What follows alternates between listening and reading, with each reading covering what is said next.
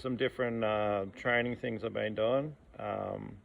Been doing like sprinting, running backwards. A lot of this sort of brought on about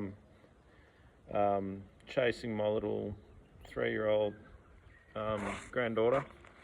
Yeah, so just exercise, incidental exercise in that way, but just having fun. But and I was sort of teaching her how to skip, and like proper like skipping, like not with a rope. And what I worked out, just thinking about it, was if you skip,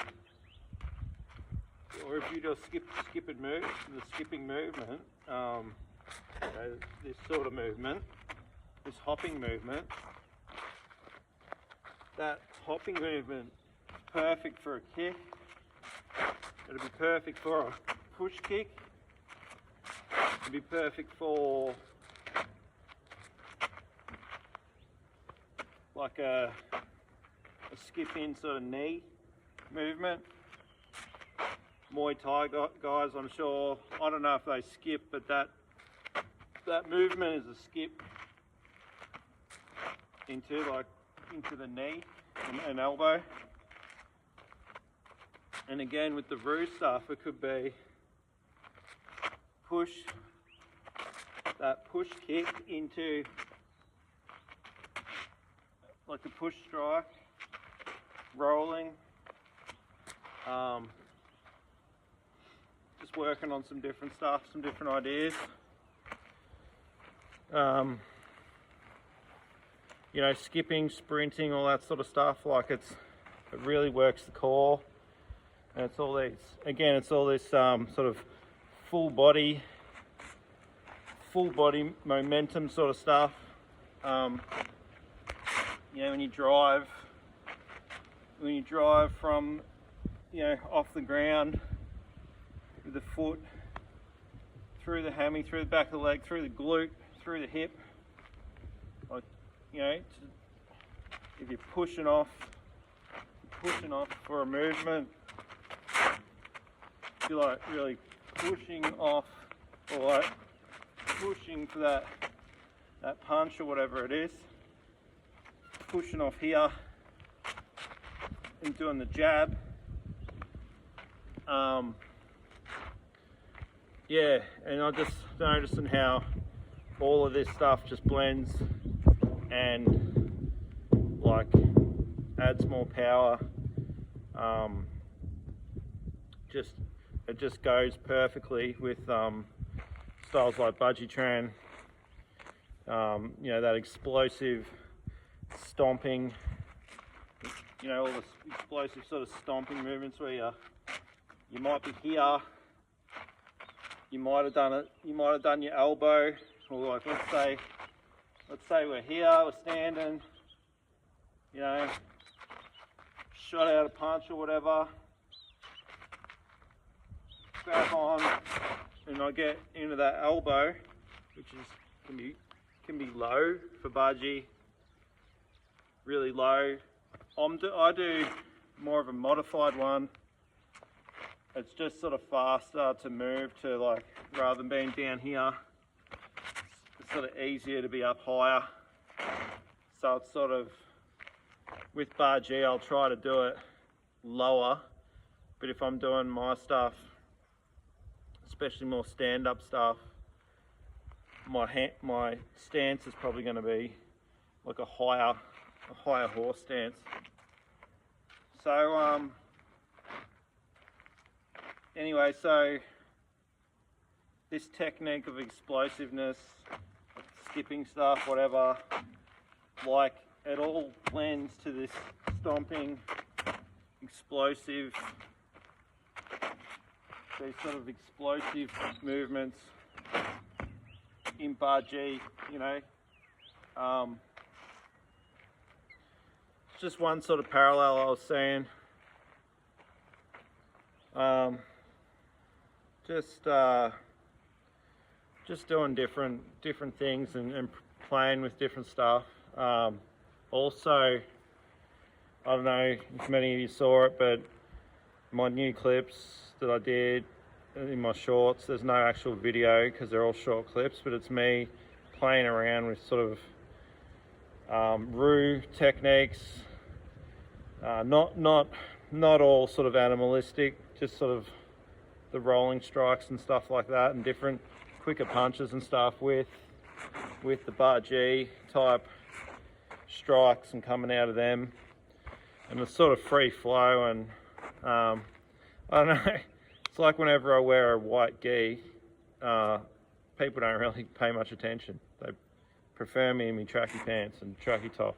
I don't know. Anyway, because there's a lot of good stuff in that. Like, they look like they could be forms in any martial art, and it's free flow. It's unrehearsed, you know. On the side, I'm going to be really getting into writing the book for Roo Fist, Rutron, and Daishutron. Daishutron being the kangaroo martial art aspect, like if you're doing forms and different stuff, and the more traditional sort of stuff behind just the stand-up, you know, techniques. So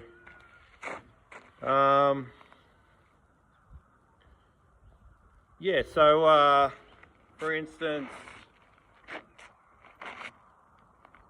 I think just the best way to show this, I've probably always done it, but what I was doing was, you know, if we're here and I shoot off the strike, right, the fast movements of the Roo Fist work really well if I was then to like come in to like a bar G type movement, you know, stomp into another one or into a hip and shoulder, grab on, you know, like the fast techniques. This is, I think, okay, the fast techniques and the hard, powerful techniques work really well dispersed between each other. So the fast flurry of techniques to overwhelm the opponent, and when you're in close, you know, rapid strikes, hitting, and then this big power movement of Baji or Daishutran, it's sort of the fast movements, fast striking into the big power strikes is Daishutran for me. It's modified Baji Tren with the Roo Fist, really, and Bagua and Xingyi, all different styles, just different aspects of each.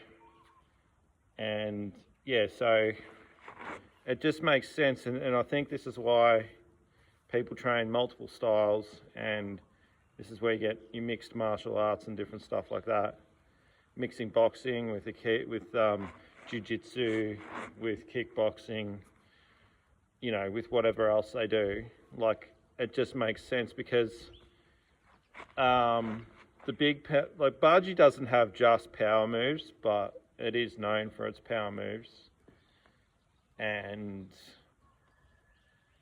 when I trained it, which was probably more of a traditional type style, we didn't have a lot of stand-up sparring and stuff, you know, so I guess I didn't really see exactly how sparring worked for it, but with the skill set that I have in that style, yeah, you could use it, but I definitely didn't learn how to do all these back fists and uppercuts and stuff from that. That's my personal training, and what I'm saying is, if you can do all these nice sort of techniques and then come in for the violent, you know, explosive power strikes, then that's going to make a lot more sense and be more effective, I think. And obviously, you get in close, you go for the head, you grab on, you strike them with elbows, etc. And really, I suppose the budgie type strikes could be just to knock the person over, and then you can get out of there.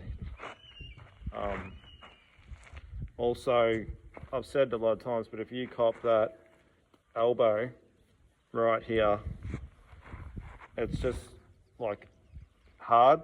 It's game over. It's probably going to like crack. It's probably going to break your rib cage, like here, like your sternum. It's probably never going to be the same. Like a really good, perfect strike of one coming in. I think it's just going to be, yeah, game over.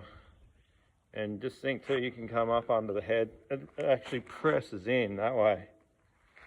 So if you're here, and usually it's like you're grabbing onto an arm, you've hit them or whatever, grabbing onto an arm here, and you know that shoulder strike might be coming in. But if you can imagine this here, pulling back, pull that opponent in, and then bang, where you're pulling them in to that strike, that elbow strike's got your full body weight plus moving forward. And this was another thing I want to talk about too, like any strike that you throw, elbow, knee,